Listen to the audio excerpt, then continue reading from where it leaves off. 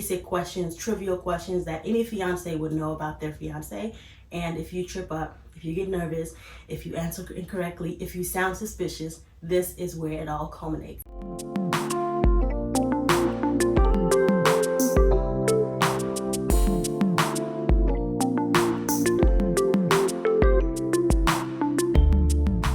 Cuckoo my loves, and welcome back to the Jeune Maman Podcast channel. I'm your host Isatu.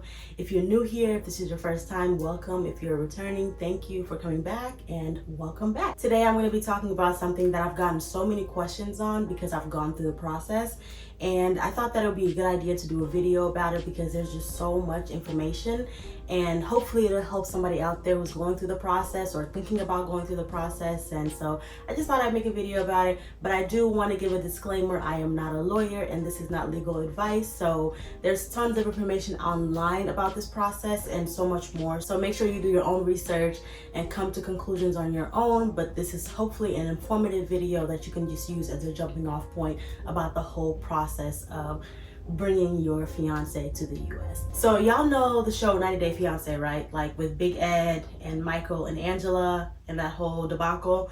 That show is so unhinged and it's so unserious when I think about it. It's funny that there's actually a whole legal process behind those couples, behind their processes and their drama. And that process is the K-1 visa process, also known as Form I-129F with the United States Citizenship and Immigration Services, also known as USCIS. So there's going to be a lot of acronyms, a lot of jargon that's going to be thrown around in this episode. I'm going to try to make it as clear and concise as possible, but essentially the petition to bring an alien fiance to the United States, to have your fiance move from their home country over to the United States and join you here with the intent to get married within 90 days. Hence the name of that show, 90 Day Fiance, because you cannot go past the 90 days. Otherwise, that person becomes ineligible and unlawfully present in the United States. So y'all gotta get married in 90 days. With this petition though, I did want to mention you can also bring the children of this fiance along. You can file it within the petition and identify who those children are, and they can be included as part of the process through something called the K2 process. So fiance is K1, children of the fiance are K2. And there's also K3, which is a variation of this process. So that's essentially if you're already legally married in your home country, then you can bring your married spouse over, your husband or your wife. But if you are not legally married, then you can go through the K1 visa process to bring your fiance over and then get married in the United States. So that's a little bit of background on the form itself. Now, what I'm going to do in this episode is talk about the process kind of end to end, talk about expectations, costs, timelines, things that people don't really talk about but are important to know. So grab a pen and paper, sit down, and let's get started on this very complex and daunting process of the K1 visa process. So starting off with the process end to end, the first thing that you have to do is confirm your eligibility.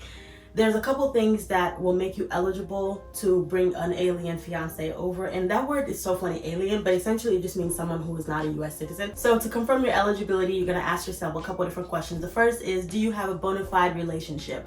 This is so important. It is literally the most important step in this whole process, because if you don't have a bona fide relationship, if your relationship is not real or you're trying to scam the government, they're going to sniff it out and you're going to be denied the petition. And it could actually just lead to more legal trouble, because essentially at the beginning of this process, when you sit down to do it, you are kind of under oath. You're swearing that everything you're saying is true. You're going to be honest throughout the whole process. So if the very beginning of that process, which is the relationship, is not true, then everything else is going to crumble beyond that. So make sure you have a bona fide relationship. Make sure you're actually in a relationship with this person, and then you can get started with the process. Which brings me to the next eligibility criteria, which is that the petitioner, the person filing the petition to bring somebody from overseas over to the United States, must be a US citizen. You cannot be a green card holder. You cannot be on a tourist visa. You can't be on a student visa. You have to be a US citizen, and then you can bring somebody over to the United States. Third criteria, and this is so important, you have to have the intent to marry within 90 days. Once the beneficiary arrives to the United States, you have 90 days from the date of entry to get married and then file for adjustment of status. And we're gonna get into that in a little bit, but if you don't have the intention to get married within 90 days, this whole process is gonna fall apart, because within the filing portion of the process, when you actually file the Form I-129F, you have to have a written statement saying that I intend to marry this person when they arrive, and your partner also has to write a statement to say I intend to marry that person when I arrive to the United States as well. So it's a very important part of the process, and if you neglect it and just say, oh, when we come, we'll figure it out once they get here. Let's just get them to the United States. No. Once they come here, you have 90 days to get married. And then the last criteria for eligibility is that you must have met the person at least once in the last 2 years.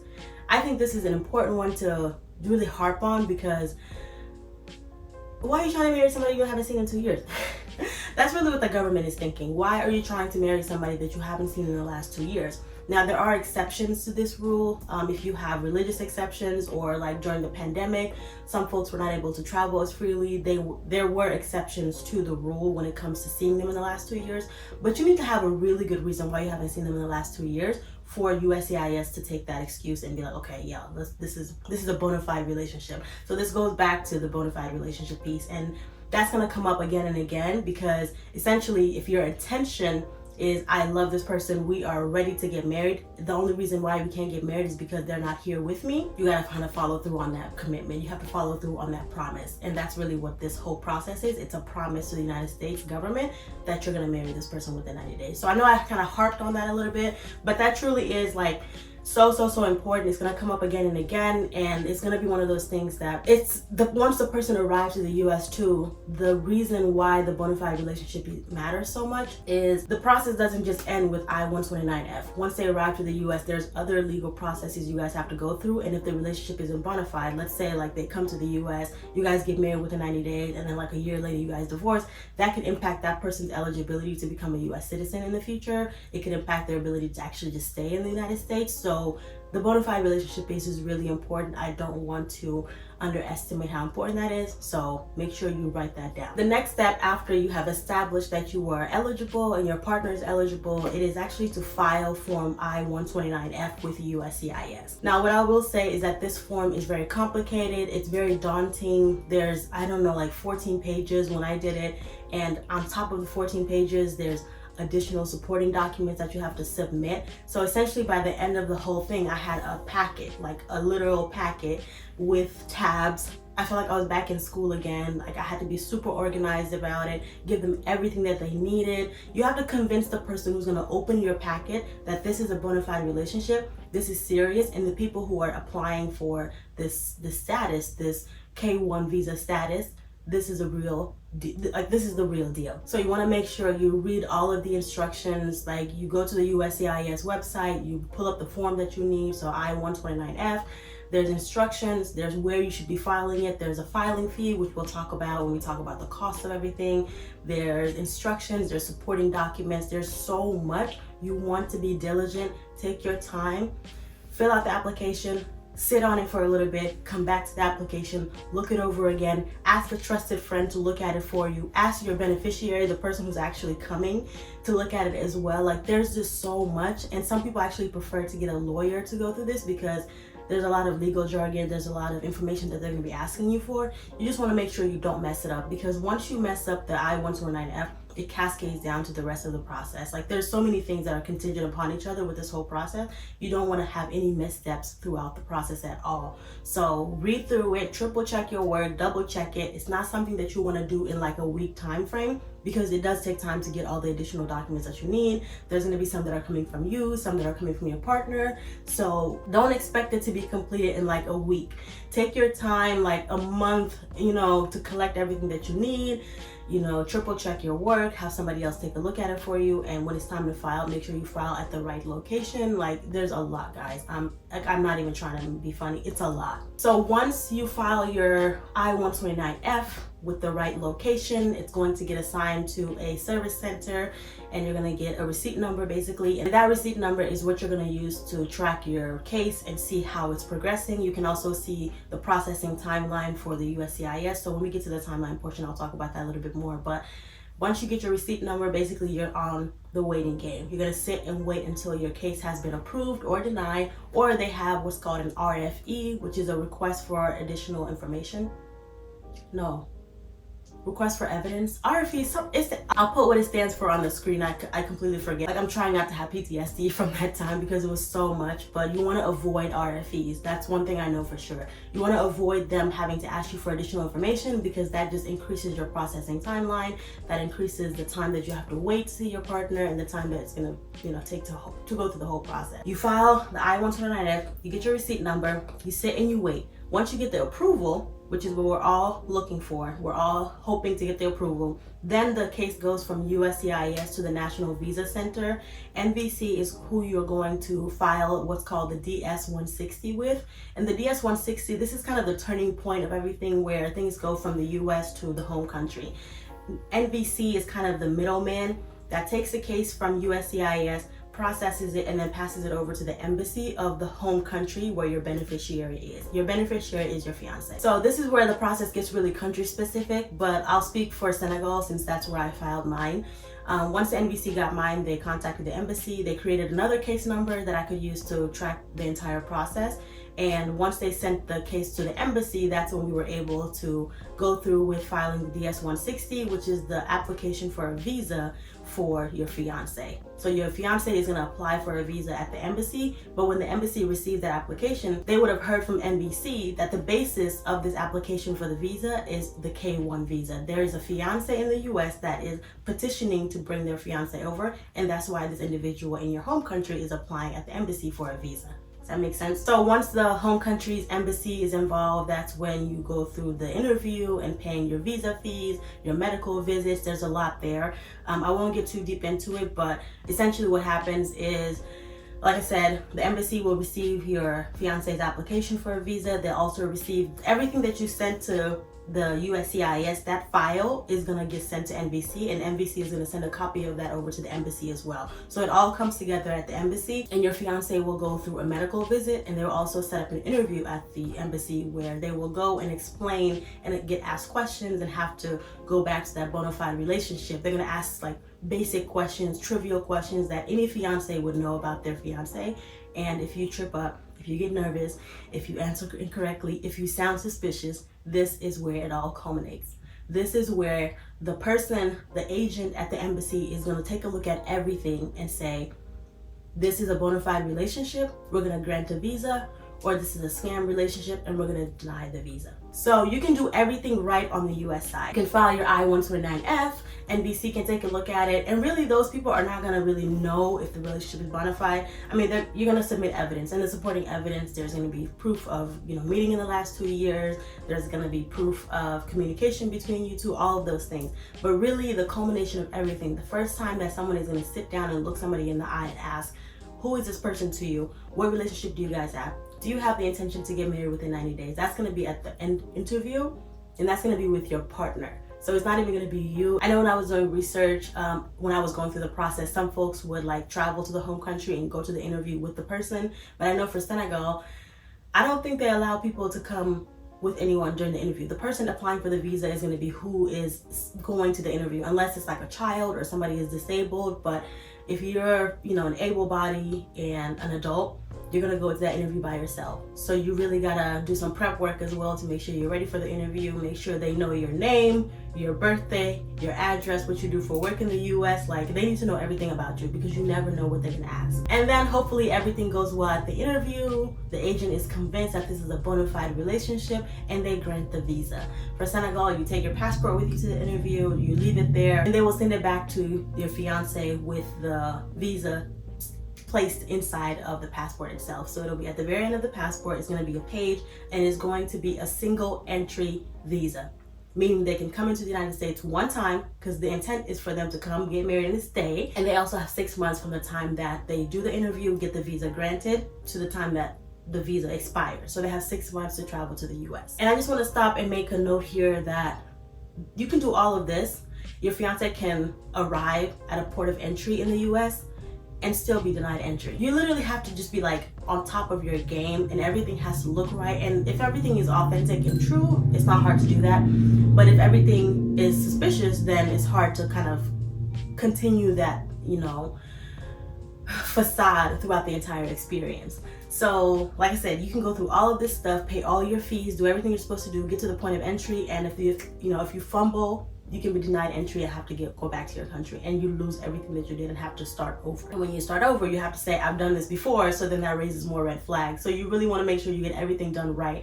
But the point that I wanted to make here is that having a K-1 visa does not guarantee you access or entry into the United States. It just is a privilege, and the Customs and Border agent is going to be the person who makes the final decision, the final determination that you can enter into the US. So I just want to put that out there so that folks don't think once they have the visa that it's guaranteed entry into the US. There is still one more checkpoint of having the Customs and Border Patrol agent make that final determination. And they might have to go through interviews again. They might have to sit and explain what like there's a lot. There's a lot. And then once they arrive to the US, you go to the airport, you pick them up, you guys get together, and then y'all got 90 days to get married. You really have to get married within 90 days or they can get deported. Like, no ifs, ands, or buts about it. If you guys break up within the 90 days and you don't get married, they have to leave.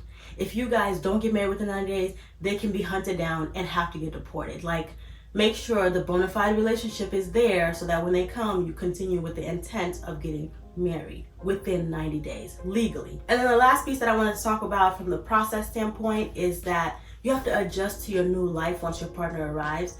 For so many, it can feel like once their partner is finally here, that the process is over. But this is really where things get started. Like, forget the fact that there's other legal processes you have to go through, but just the adjustment of having somebody come to the US. If they spoke English before, it makes the process a lot easier, but now that they're here, you have to file additional petitions to get their status adjusted, make sure they get a green card, work authorization. If they don't speak the language, you have to make sure they speak the language. There's a whole integration piece of getting them adjusted to life in the US. So there's a lot that goes into it that folks don't always talk about, and I can't even get into it in this episode because then the episode would just be too long. But that is like the last step that I wanted to call out. Like, once they get to the US, that's not the end of the process. The process is just getting started. But anyways, that is the end-to-end, at least the I-129F process of bringing your fiance over to the US. Now I'm going to shift gears a little bit and talk about the timeline. So one thing that you're going to become very familiar with during this process is the term processing time. This is how long it's going to take NVC or USCIS or the embassy to go through your case. So with all forms with the USCIS, once they receive it, they're going to assign you that receipt number that I talked about, and that's what you're going to use to go to their website, input your receipt number, and see the estimated time that it's going to take for them to process your case. You can also see for your service center how long approximately they take to process that specific form. So that there's different forms, and you can go and click the form, the processing center, and see about how long they usually take to process certain forms. I'll include a link to the USCIS in the description, but you can find it during a quick Google search, USCIS processing time, and it'll take you right there. Now, every process and every form is different, so I'm not gonna talk too much about like the processing time itself. There's many different factors that can influence why the service center itself might be taking a while or why they might be moving quicker, but there are some things that you can control on your end to make sure that your processing time is not delayed unnecessarily. So I'm going to give a couple of do's and don'ts. Do file the correct form edition. So these forms get updated, and what you want to do when you know you're ready to file, you've got the bona fide relationship, you've got the eligibility criteria confirmed and everything. When you're ready to file, you want to go to the USCIS website and make sure that you download the very latest form, the form that they're currently accepting for I-129F. If you file an outdated form, they're going to kick that back. So you have to start over. So make sure you file the right form edition, and you can find that at the USCIS website. Do file a neat and organized folder. You don't want to just stuff everything into an envelope and send it to the person. Think and put yourself in the perspective of the person who's going to be opening up this document, who doesn't know anything about you, who doesn't know anything about your relationship, and try to make it in such a way that it tells a story. So you want to make sure it's neat, organized, you have tabs, you have the right format for things, you print things in color if necessary, you put sticky notes and explain some things if it's not self-explanatory. Like, you want to make sure this is as comprehensive as possible so that when the person receives it, it's a quick decision. They just look through it and like, yep, this makes sense, bona fide. Do include everything that they're asking for in the supporting document. So like I mentioned, the form itself for I-129F is like 14 pages, let's say. So you're gonna have a cover letter, You're gonna have the form, however many pages the latest edition is, and then you're gonna have all your supporting documents in that envelope. And so you wanna make sure that you include everything that they're asking for. Your passport picture, passport style pictures, however many number that they want for that. If they want 2, if they want 3, make sure you read every single instruction and include everything that they're asking for. Evidence of having met in the last 2 years, include pictures, include text messages, include call logs. Like, be creative and really put yourself again in the shoes of that agent who's going to be looking over your document, and try to give them what they need to make a conclusion about your relationship. And this is also important if you want to try to avoid those RFEs, because if something is missing, they're basically just going to send you an RFE, put your case on the back burner, and work on other cases. And imagine by the time you get the RFE, you send them the information that they're looking for. They have to then go back to your case. Like, the processing timeline just becomes that much longer because you didn't submit everything that you were supposed to begin with. So try not to do that. Do update your address with USCIS immediately if you move. Don't wait, because if they send you something and it goes to your old address, you miss it, that increases your processing timeline. If they send you an RFE, or if they send you a question or something and you haven't responded back, they're just not going to work on your case. So make sure that you update your address and that you're receiving everything you're supposed to.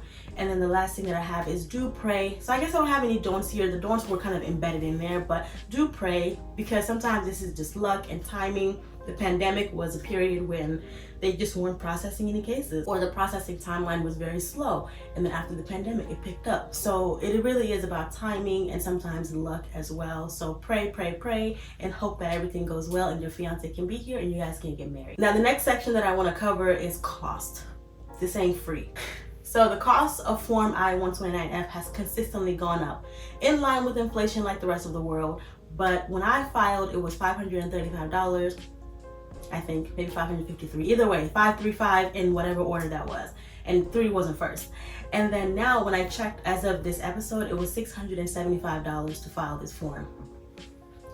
Child, it's probably gonna go up to $1,000 in the next couple of years. Like, it's only gonna get more expensive. So hurry up, find somebody if you want to bring them over and file before the thing goes up.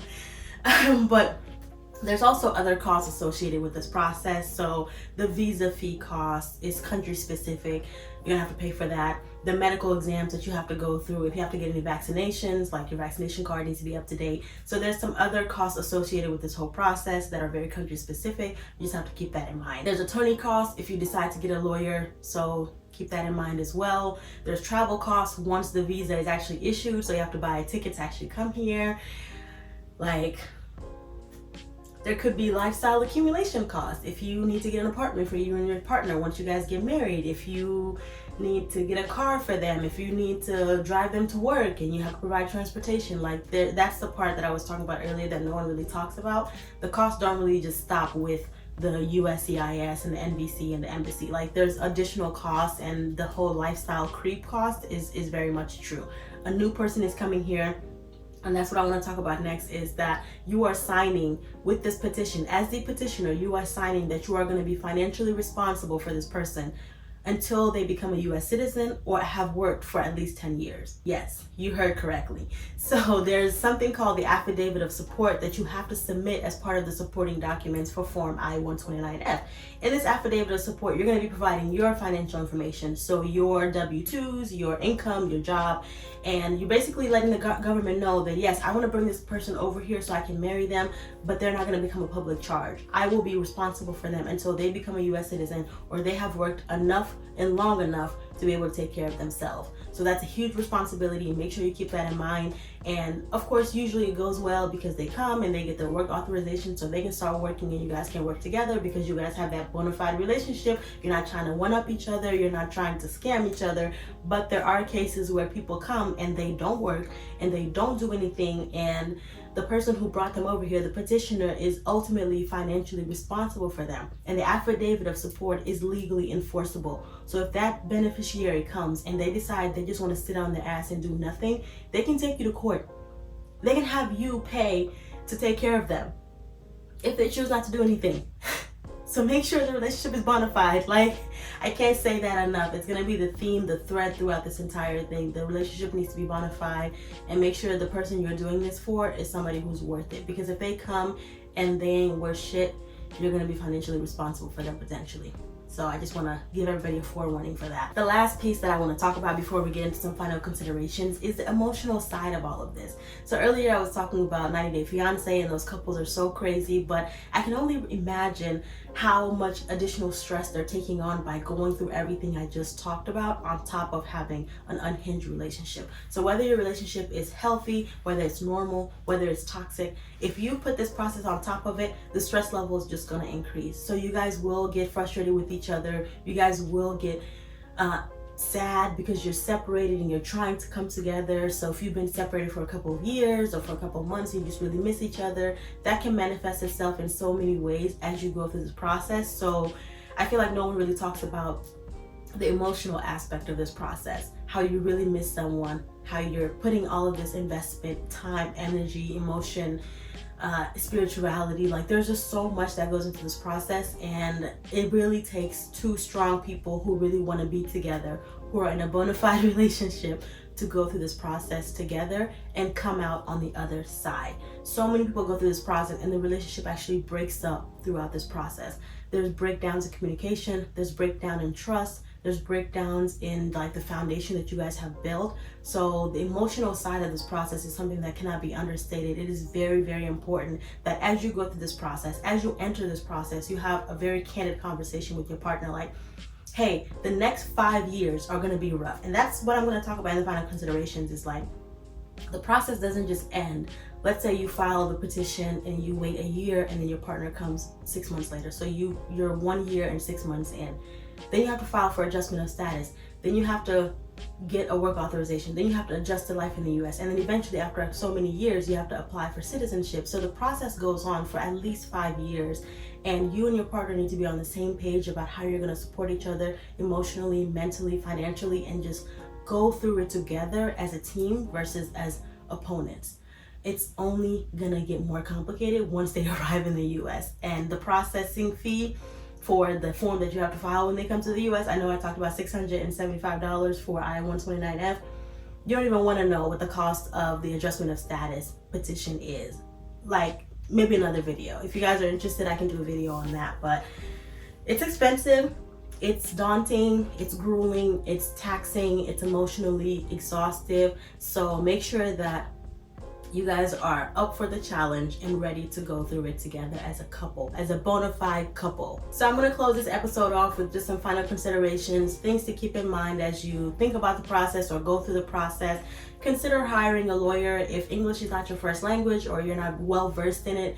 You wanna make sure that you don't have any missteps throughout the process like I talked about. So if you do need to hire a lawyer, consider that, because it's complicated. You can also ask a friend who's gone through it. If anybody is thinking about going through the process and they want any help, I've gone through it. I've had other friends who have gone through it and I've provided my testimonies for that. So I'm happy to help any way that I can. But like I mentioned, I'm not a lawyer. I can't provide legal advice. So, I can tell you, like, from an English language standpoint, this is what they're asking for. And I'm happy to do that to anybody that needs the help. But if you truly, truly need help throughout the entire process, because like I mentioned, it's not just this. There's so many other forms that you have to fill out.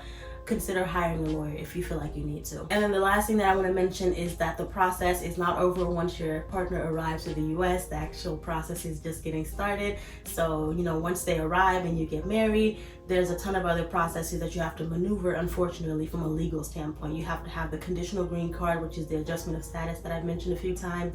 You then have to remove the conditions on that adjustment of status on the green card after 2 years. And then you have to go through the citizenship journey. So until they become a citizen, it's honestly just like, you are in the system. You are in the system, your fiance is in the system, and you also want to make sure you stay married, because your fiance, who's now your partner, who's now your spouse, getting citizenship in the US can be contingent on the fact that you guys stay married. So, y'all, there's a lot, and I can't cover everything in one video, but I hope that was a good overview of the K-1 visa process, the I-129F form with USCIS. Like I mentioned, if you have additional questions, drop them in the comments below, reach out to me, let me know how I can help. I'll do whatever I can to help, but it's something that you want to make sure you take your time on, be diligent, do your own research, and make the decisions for yourself, because once you commit to it, once you get started, there's kind of no going back. Just wanted to say that. But I really want to thank you guys for watching this episode. Hopefully it's informative, it's helpful, useful to someone out there. Drop down in the comments, let me know what you guys think about this. If you have other video topic ideas, let me know as well, and I will see you in the next one.